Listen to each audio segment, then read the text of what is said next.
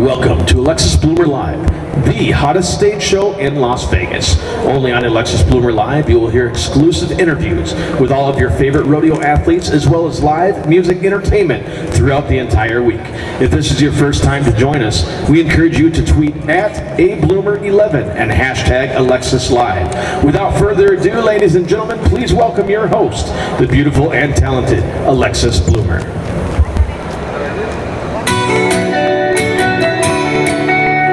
Good morning.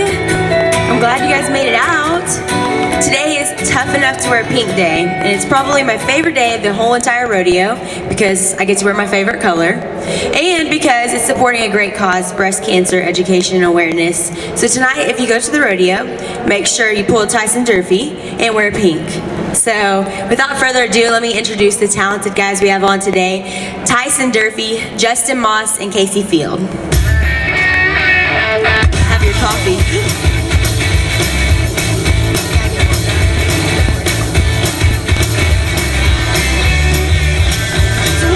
Are you having to get woke up? Yeah, you know, I started pretty early this morning, but I like to drink coffee all day, so. Well, I guess you have to out here. You guys are all busy.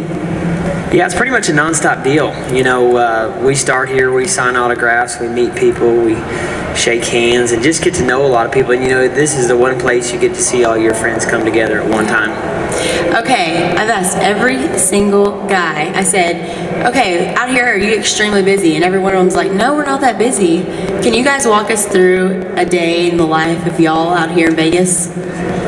Well, the first 3 days for the calf ropers is really hectic because we have to break the calves in every morning, go tie them and rope and breakaway. So that's how it starts off first thing in the morning, and then I try to get out and get my horses out of the stalls and ride a little bit and stuff like that. And like Tyson said, we always have some kind of engagement somewhere. You know, it seems like every day you're signing autographs for somebody or doing something like that. So they keep you busy for sure. Kaycee? Yeah, it's hectic for us. Wake up in the morning and go inside for a few hours, and then go to the sports medicine trailer and get worked on for a little bit, and then try to go sit in the hot tub and loosen up for a little while, and then try to fit a nap in somewhere. I like my naps. Well, you have a new baby, Chamberlain. This is your first year with her. Yeah, that napping got cut down pretty big after that. But no, I enjoy being a dad and a father. It's a lot of fun. Big learning curve for me, but I wouldn't change it for anything. Has it been any different this year with her here? Yeah, my nightlife's really slimmed down. I imagine so. And Tyson, you're newly married to Shay. I am, yeah. Yeah, my wife's somewhere out there. I'm sure she's out there. She is. Yeah, we've been married 2 months now. I love it. I wouldn't change it for anything in the world. She's definitely been a balancing factor in my rodeo career, and it's shown this year. You know, I come into the finals higher than I ever have, strictly because of her and how hard she pushes me to be a better man and a better cowboy. That's great to have someone that supports you like that. Has it been any different for you being married now, your first NFR? Well, yeah, it's a little different, but I can't really talk about that, you know. No, you know, Shay's been amazing. You know, definitely, we try to do things together with everything we do. You know, before I rodeoed by myself. 90% of the time, I went everywhere by myself. I went out by myself. I always did everything by myself. I always figured I could travel faster that way and do things that way. And now, you know, I'm lucky enough to have some sponsors, and I've got a guy that works full time for me, and Shay. So usually it's a three-man team now. I feel like I got a team of people behind me, and it makes all the difference. Well, Justin, you've had a team behind you, your wife and kids. Do you have any advice for them? Hello? Oh, there we go. Okay, sorry. Do you have any advice for them too? You know, I've been very fortunate to get to rodeo with my wife and my daughter for the last, well, she's 6 years old now, and they've been with me all the time, and I wouldn't do it without them with me. I mean, it's just, for me, it's God, family, and then friends, and there's no way that I would do what I do without them behind me and with me all the time. Do they go with you to every rodeo? Pretty much, yeah. They're with me pretty much everywhere.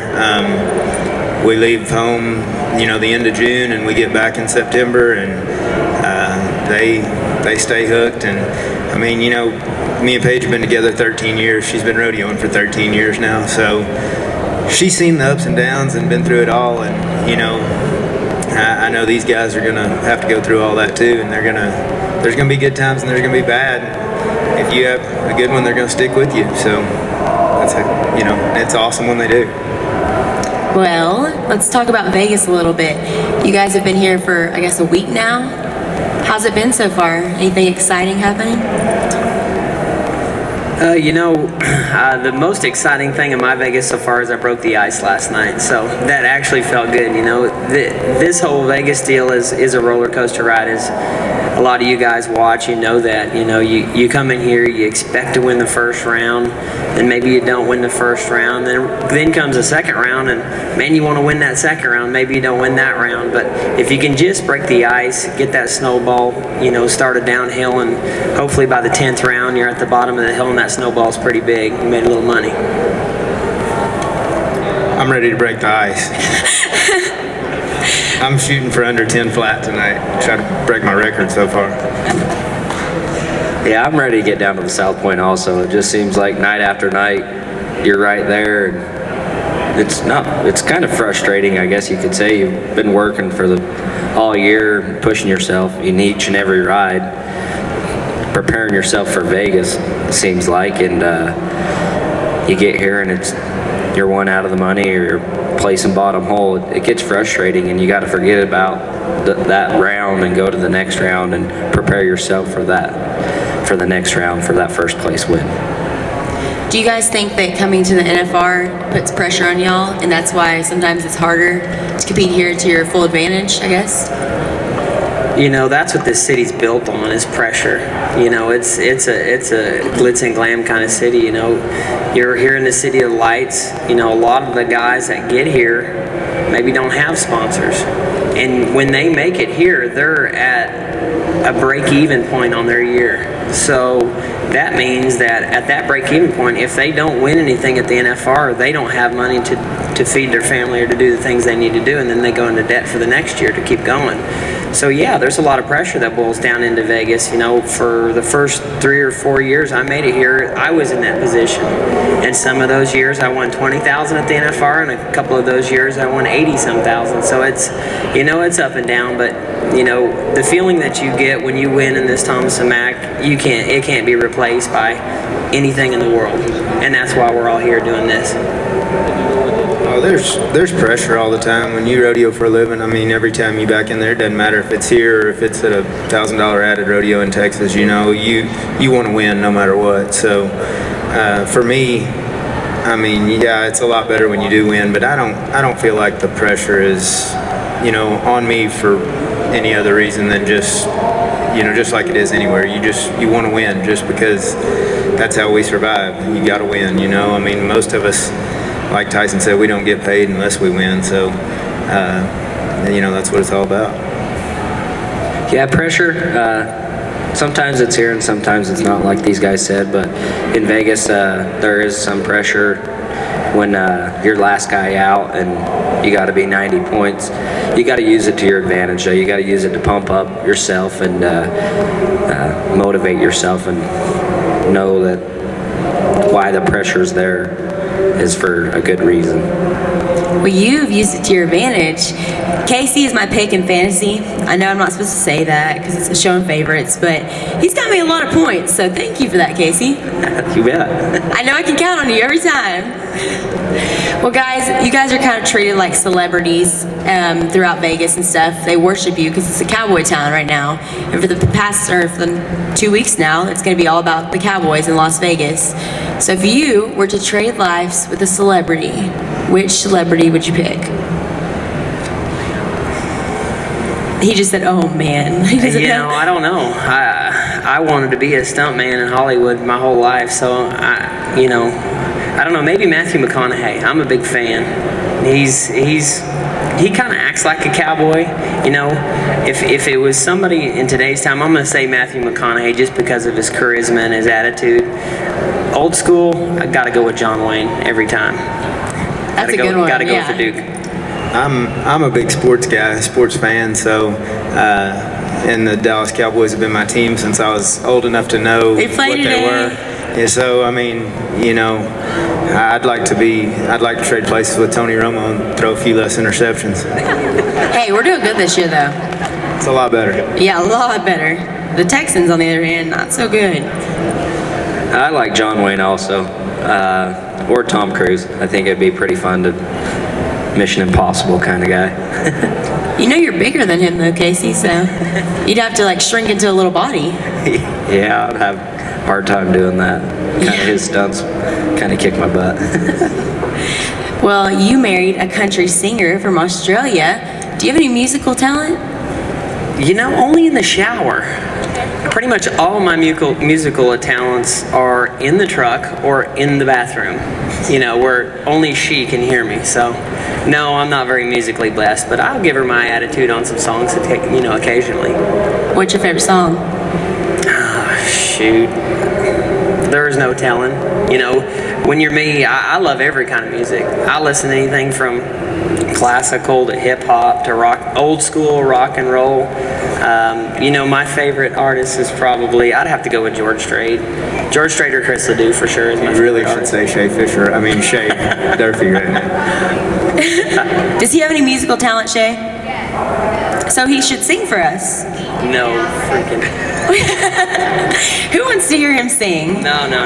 It's not a please, no, I don't. Please no. Okay, I will not put you through that. So you'll come back next year, hopefully. What about you? Do you have any hidden talents? No, not really. Not really. None? No, I tell you what, I was, you know, growing up, I played all kinds of sports, and I was pretty good at some of that stuff, baseball and basketball, all through high school and stuff like that. But no, I definitely can't sing. I can tell you that. Can you dance? Not very good. I dance like a white boy. Okay. Justin's actually a pretty good talker. You know, when we're back there in the back, you go hanging at his house, I would say his hidden talent is probably BS. You know. Boy, isn't that a good one? Nothing wrong with that. No, we have a good time. He's always pranking people and doing things back there, especially when we go to his house or roping and jacking around. He's a cool guy, that's for sure. We do have a lot of fun, and I mean, that's kind of how I approach life. If I'm not having fun, I mean, what's the point, you know? So I just try to have a good time, and I try to have a good time with everybody. And a lot of times that, you know, has a little to do with picking on Tyson. Exactly, I was going to say that. Well, you always have fun, Kaycee. You have all the toys in the world at your house. I literally hear about skiing, jet skiing, every little thing he has. So what are you doing for Christmas? Anything fun? I don't know what I'm gonna do for Christmas. Probably just stay home and go up, hit the slopes a few times. I think. Try to take Chamberlain out, put her in a backpack, see how she likes it. Take her down the hill in a backpack. Yeah. I'm pretty sure Stephanie's not going to let that happen. I don't think she really has a choice. Make sure you fall face first if you do that. You know. Exactly. Yeah, it will be fun. New Year's, we always plan a big ski trip. There'll be about 10 or 15 guys come up, and we'll all go mess around on the ski slopes and have a lot of fun, mess around with each other, and just have a good time. Well, he was just talking about stunt. He wanted to be like a stunt guy in Hollywood. You're kind of like that already. He goes water skiing, and his wife will stand on his shoulders, and they will ski. That takes talent. Yeah, like we get out there on the lake, and we like to spend the whole day out there, and we come up with some pretty creative stuff and try hurting each other sometimes, I guess you could say. She must be really tough. Yeah, well, she doesn't really play that hard, but she is a tough girl. Yeah. What I want to see is Kaycee on top of her shoulders. Oh, that would be a nice sight. She's tiny. So, as far as working out and stuff, how do you guys stay in shape for your sport? You know, on my side of it, I never really worked out until the last year and a half, 2 years. I didn't. I just never thought, you know, my dad was always like, you know, if you're outside building fence and working cattle, you don't have time to work out, you know, you're strong enough and this and that.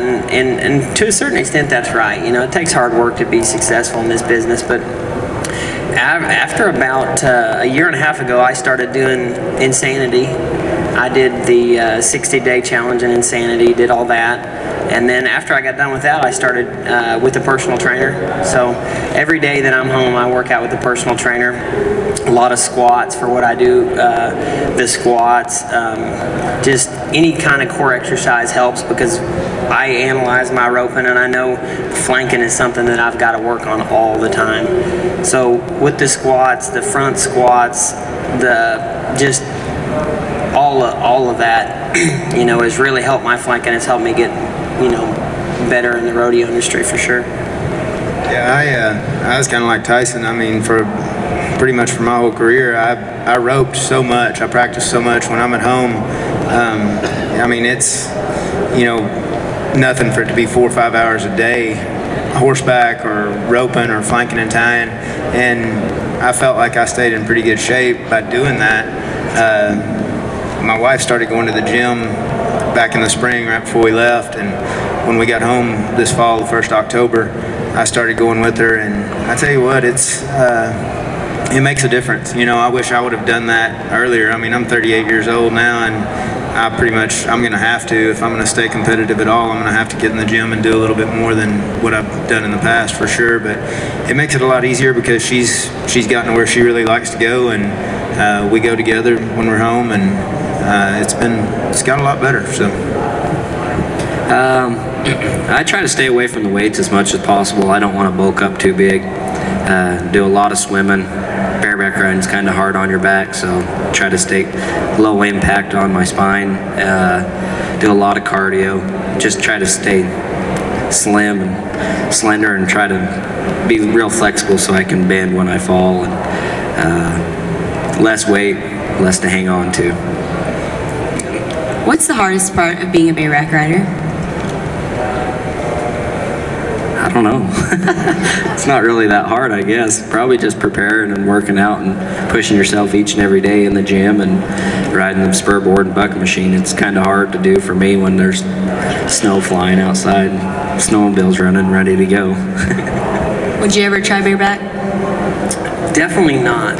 I have never wanted to ride a bareback horse in my life. I have wanted to ride bulls. I did. Is that what event you'd trade to if you could? If I could trade to any other event, I'd definitely trade to bull riding. Who could see him riding bulls?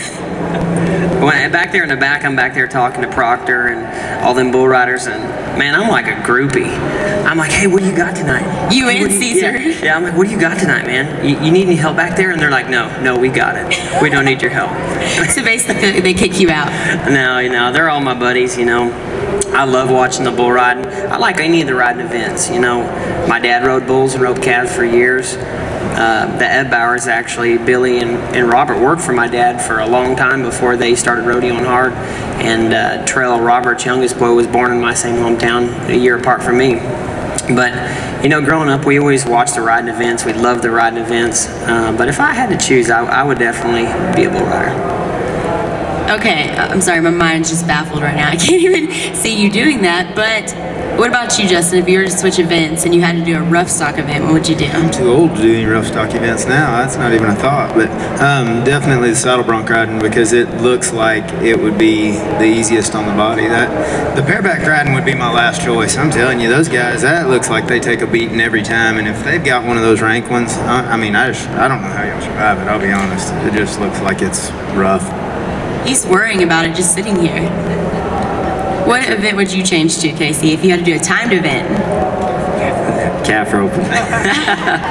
I do like watching the calf roping a lot. Takes a lot of ability and finesse. I like watching it because I have a problem with getting too worked up and getting amped up. And these guys, you gotta slow it down. They're doing it so fast, their ties and everything, they gotta slow it down, and I'd have a really hard time with that. Hats off to them, but I'd probably go to the bulldogging. It's kind of like the bareback riding, I guess you could say. The adrenaline. Yeah, for sure. Jumping off a horse going that fast would probably get your blood pumping every time. So I'm guessing the event you wouldn't want to do is team roping, because that's the one you didn't say. Yeah, I like to team rope too, though. I rope a lot at home with my brother and my dad.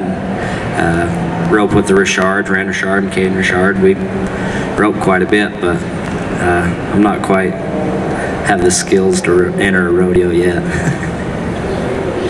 So I think we should have you go for the all-around next year, and you could ride bulls. I don't know about that. Shay's like, no You way. know, I just turned 30 the other day, so probably I'm a little past my prime in the rough stock events to get started anyway, I would say.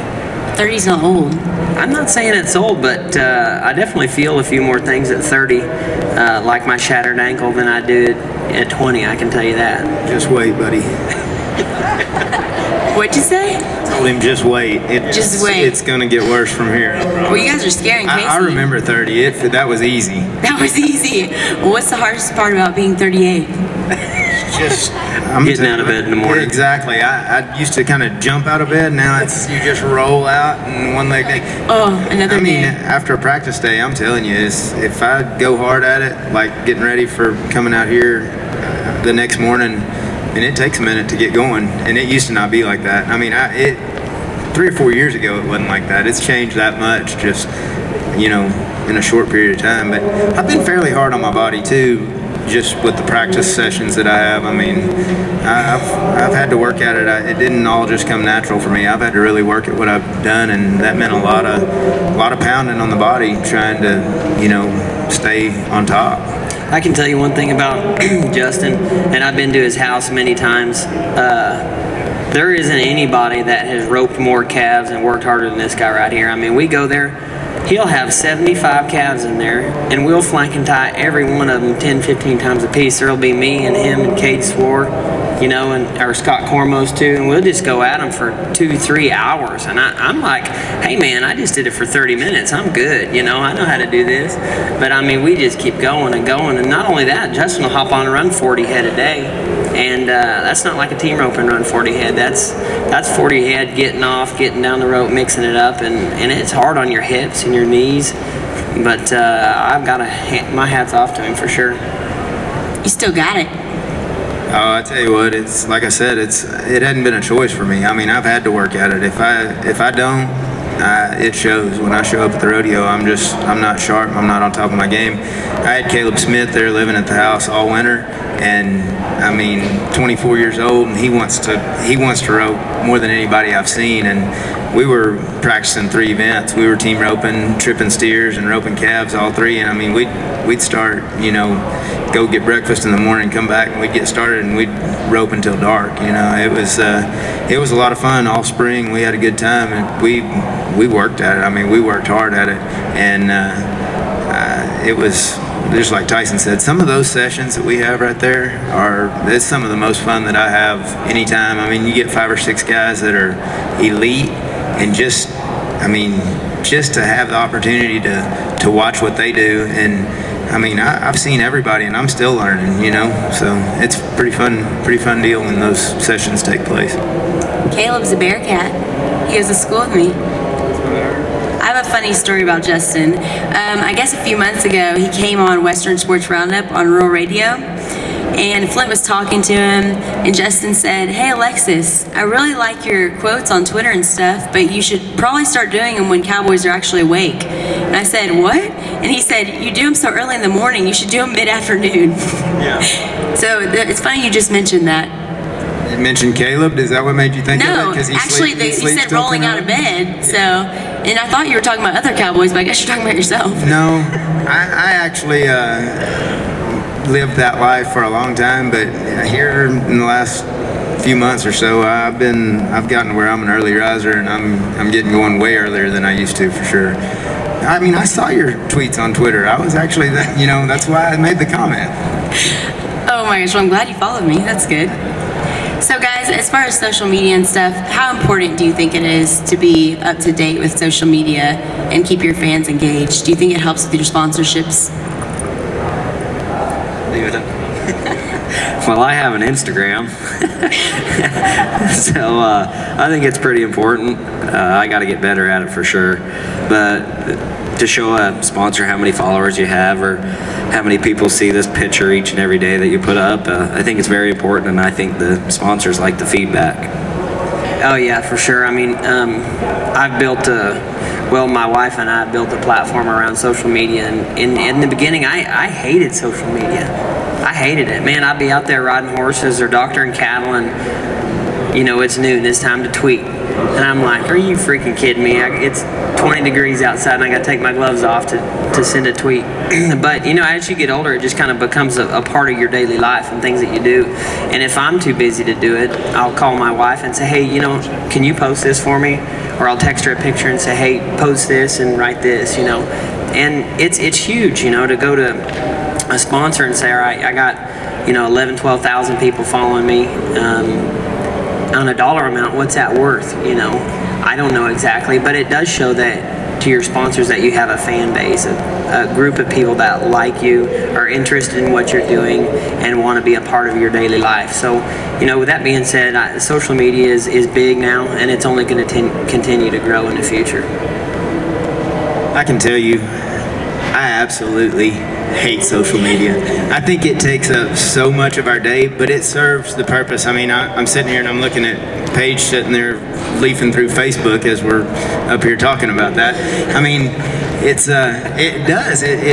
To me, it takes out hours out of our day, but it does serve the purpose for our sponsors and stuff like that. And that's why I'm on Twitter, and that's why I have a Facebook now. It's because sponsors came to me and said, "Hey, you need to do this stuff." And so I have it, and I'm just as guilty as everybody else. I'll pick that phone up, every 30, 45 minutes and take a look.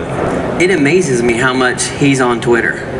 I mean, you know what's like going I said, on. It takes entirely too much time out of my day.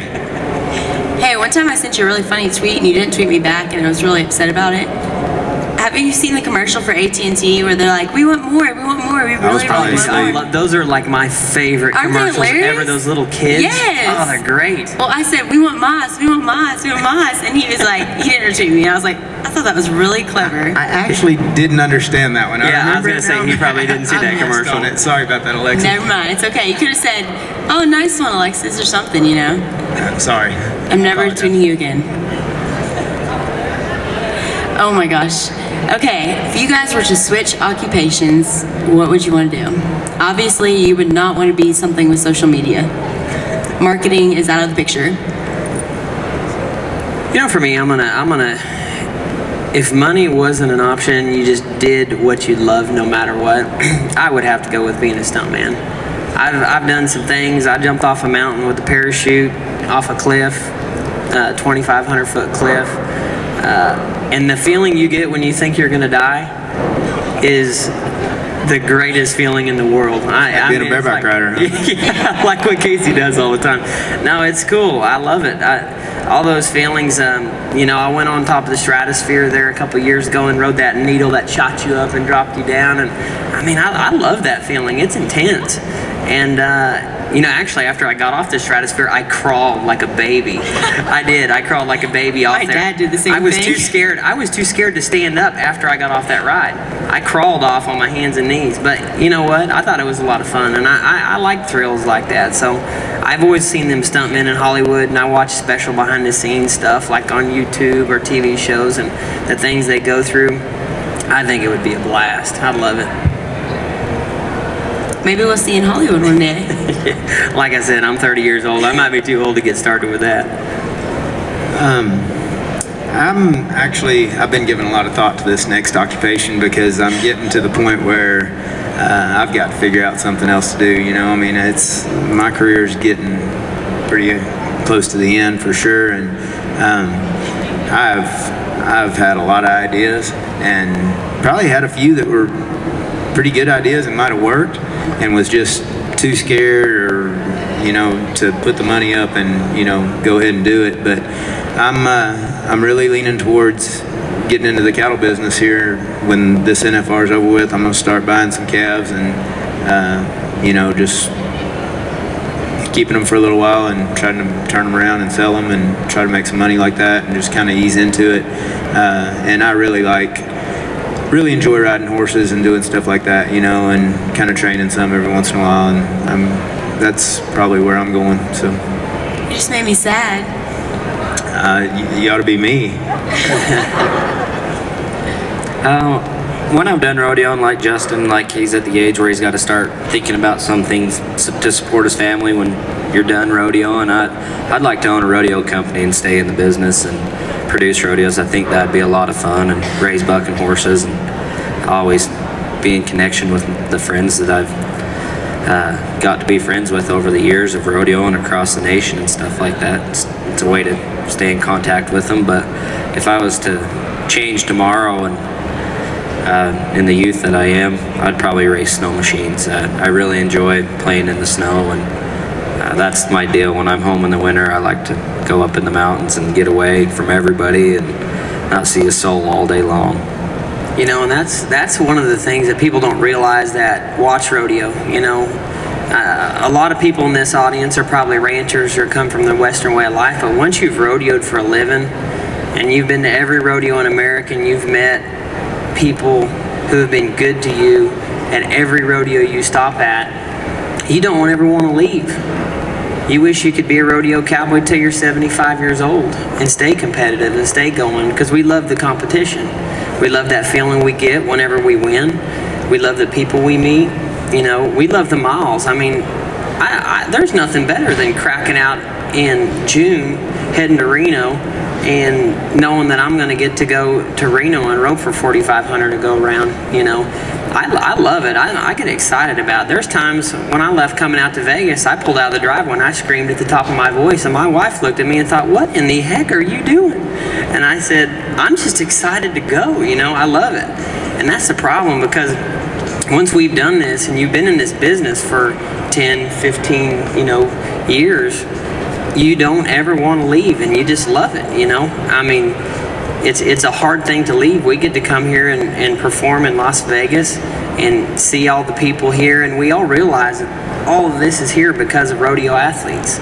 We love it. We love the people, and it's so hard to turn loose of as you get older. Well, we do have the greatest sport, and we have the greatest fans in our sport too, definitely. I don't think anybody can compare. 17,000 people file into the Thomas and Mack every night to watch you guys for 10 nights. That's insane that you guys have that type of support. And I always use the analogy that Trevor Brazile has more world titles to his name than than LeBron and Michael Jordan combined. Why do you guys think our sport hasn't grown to, I guess, mainstream media as much as it has? Man, I've been doing this for a long time, Alexis, and I've seen it kind of go up and come back down, and we do have great fans. We just don't have enough of them. That's really what it comes down to. That's what it all boils down to. The people that love rodeo, they love it, just like us. I'm a fan just as much as I'm a competitor. I mean, I love watching it. The years that I haven't made the finals, Paige, she'll sit there and she's like, "How can you watch that when we're not out there?" I said, "Man, I'm a fan. I'm going to watch every event. I'm going to watch every run, every ride, because I'm a rodeo fan." I don't really have an explanation for why it hasn't gotten bigger than it has. I think it has grown. I mean, look at all the people that are out here this week. You talk about the 17,000 that are in that building every night, but there's way more people than that in Las Vegas just for rodeo. We just need more of these kind of venues to help bring it on, because it's just like Trevor said. Nobody's going to watch Tiger Woods play golf if he's playing for $1,000. But when you get to come watch us play for this kind of money and like this kind of pressure, and it makes it more enjoyable. It's something for the fans.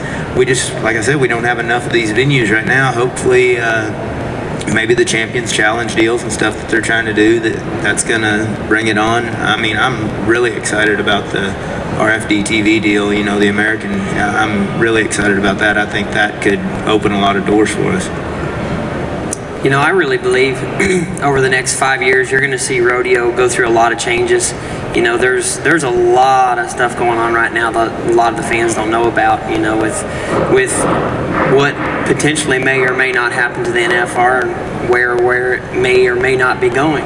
There's a lot of different things. There's some other cities on the table that have doubled the added money that we get here in Las Vegas, and I don't know if I'm supposed to be saying that out loud or not, but that's the truth. So, you know, I can't say why it hasn't grown. You know, I think there's definitely been growth, but I think it's just a slow, continuous growth, and a lot of it depends on our leadership, you know, in the PRCA.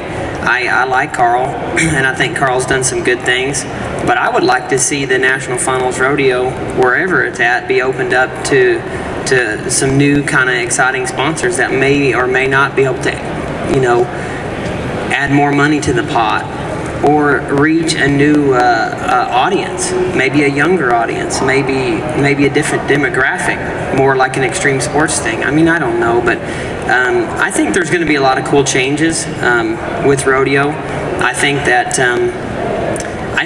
in my gut, I think you're going to see a lot of growth in rodeo probably the next 4 or 5 years. I really think that for sure.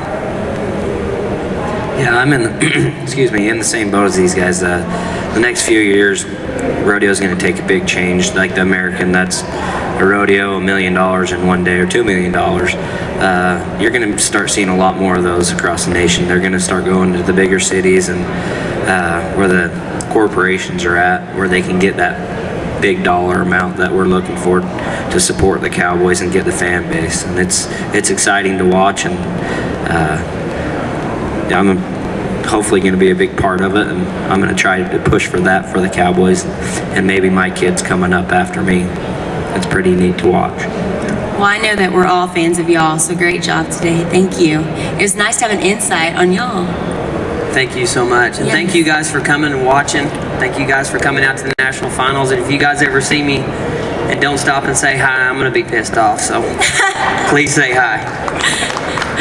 Well, real quick, I want to introduce our model for the day. Her name is Ashley Moyers, and she is wearing all rock and roll cowgirl, and their booth is located actually right there. So go check it out as you leave. And also I want to thank my sponsors, Sheplers, Beck's Sunglasses, Aaron Ranch, Justin Boots, Yaya Girls, Rock and Roll Cowboy, Rock and Roll Cowgirl, Western Wind. Thank you all so much for coming, and be sure to go out and cheer them on tonight. And everybody wear pink for pink night. So I'll see you guys tomorrow at 10:30 a.m. Thank you.